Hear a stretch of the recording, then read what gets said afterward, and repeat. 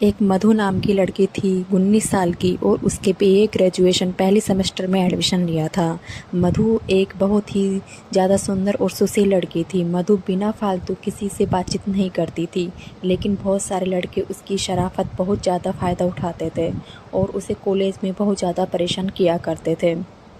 एक दिन की बात है, मधु कॉलेज के गेट से कॉलेज के अंदर जा रही थी कि रास्ते में उसके सीनियर लोग मिल जाते हैं। जिसके सीनियर लोग मिलते हैं, नोटों को तुरंत अपने पास बुलाते हैं, क्योंकि मूवी देखने में काफ़ी ज़्यादा चंचल और सुशील लग थी दिखने में।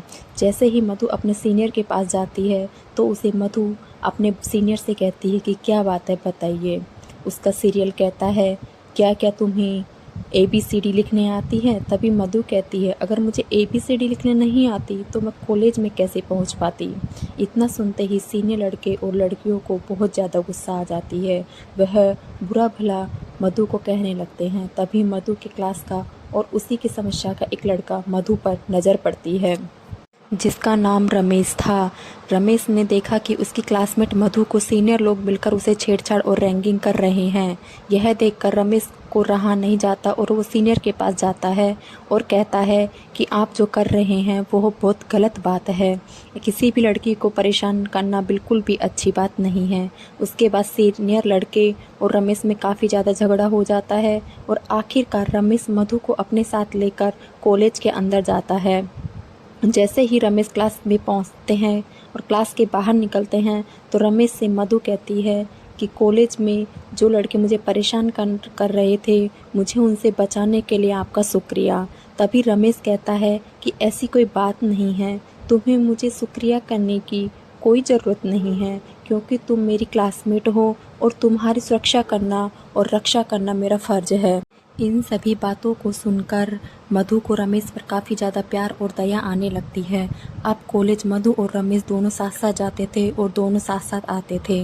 रमेश को पता था कि कॉलेज में बहुत सारे लड़के हैं जो सीनियर हैं और उस लड़कियों की रैंकिंग करते हैं। अब तो रमेश मधु को कहता है कि तुम अगर पहले आ जाओगी तो कॉलेज में तुम अंदर मत जाना और मेरा इंतज़ार करना।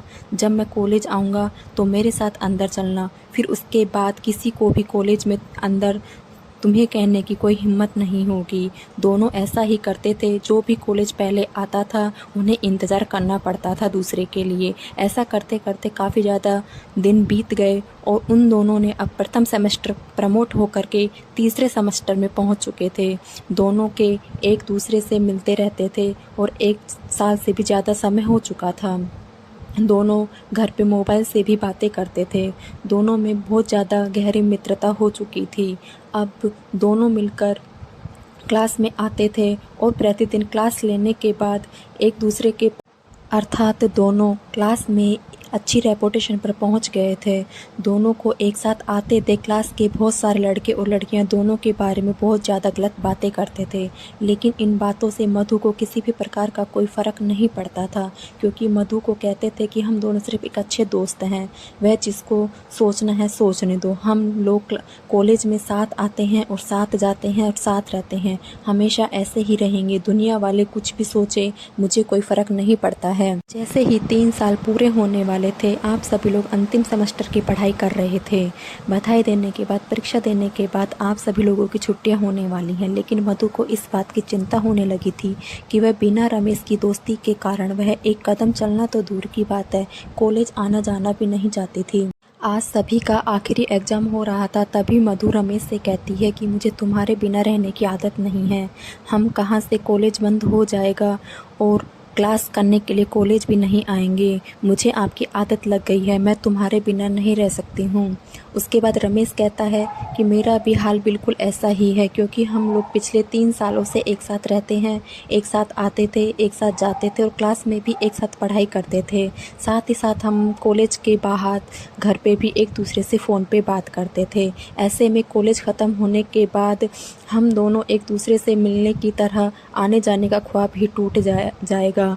इस तरह चिंता के बाद दोनों बहुत परेशान हो गए और सोच रहे थे कि किस प्रकार एक दूसरे के साथ रहने और घूमने आएंगे। लिखित परीक्षा अंतिम चल रही थी। परीक्षा देते देते शाम हो चुकी थी। मधु और राकेश शाम के समय जाते वक्त कोई ज़्यादा खास बातचीत नहीं हो पाई थी, क्योंकि मधु को लेने के लिए उसके पापा आए हुए थे। जैसे ही वह पेपर देकर निकली और अपने पापा के साथ मोटरसाइकिल पर बैठकर घर चली गई थी। घर जाते ही मधु को काफ़ी ज़्यादा अफसोस आया कि वह अपने पुराने सबसे अच्छे मित्र से कुछ बातचीत नहीं कर पाई। फिर मधु अपने घर वालों को इधर उधर जाने का इंतज़ार कर रही थी। जैसे घर पर कोई नहीं रहता है, मधु अपने कमरे में जाती है और रमेश को फ़ोन करती है। जैसे ही फ़ोन करती है, एक ही रिंग में राकेश फ़ोन उठा लेता है और कहता है कि मुझे पता था तुम फ़ोन ज़रूर करोगे। उसके बाद मधु कहती है कि मुझे माफ़ कर दीजिए, मैं कॉलेज में आपसे ज़्यादा बात नहीं कर पाई थी, क्योंकि मेरे पापा आए थे मुझे लेने के लिए और बोल रहे थे कि जल्दी घर चलो, मुझे बहुत सारा काम है। उसके बाद मधु कहती है कि मुझे आपके बिना बिल्कुल भी मन नहीं लग रहा है। उसके बाद राकेश कहता है कि मेरे दिल का हाल भी कुछ ऐसा ही है। तभी मधु कहती है कि लगता है हम दोनों को प्यार हो गया है और हम एक दूसरे के बिना नहीं रह सकते हैं।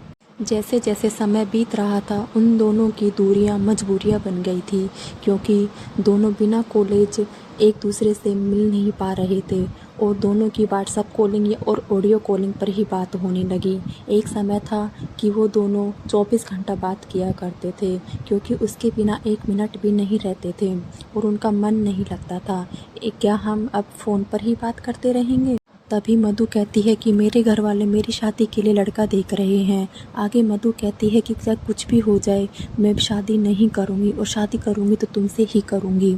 एक दिन मधु के माता पिता मधु को अपने पास बुलाते हैं और कहते हैं कि देखो बेटा, मैंने तुम्हारे लिए एक लड़का पसंद किया है, यह फाइनल में उसकी फ़ोटो है, तुम देखकर बताओ क्या तुम्हारे लिए सही रहेगा। यह सुनते ही मधु को काफ़ी ज़्यादा गुस्सा आ जाता है और वह कहती है कि मेरे लिए किसी प्रकार का लड़का ढूंढने की कोई ज़रूरत नहीं है, क्योंकि मैं जब भी शादी करूंगी अपने पसंद के लड़के से शादी करूंगी और अपनी पसंद के लड़के को मैं बहुत पहले से ही पसंद कर चुकी हूं। मैं उसके बिना एक मिनट क्या एक सेकंड भी नहीं रह सकती हूं। ऐसे में किसी और से शादी करने के बारे में मैं कैसे सोच सकती हूँ। फिर मेरे माता पिता मेरे से रमेश की पूरी जानकारी लेते हैं और फिर उसका घर और ख़ानदान रमेश को देखने के लिए उसके घर जाते हैं। दोनों परिवारों में काफ़ी देर तक बातचीत होती है और अंत में दोनों का प्यार जीत जाता है। यह दोनों के घर वाले दोनों की शादी के लिए राज़ी हो जाते हैं। इस प्रकार दोनों मधु और रमेश बिल्कुल खुशी खुशी अपना जीवन व्यतीत कर रहे हैं।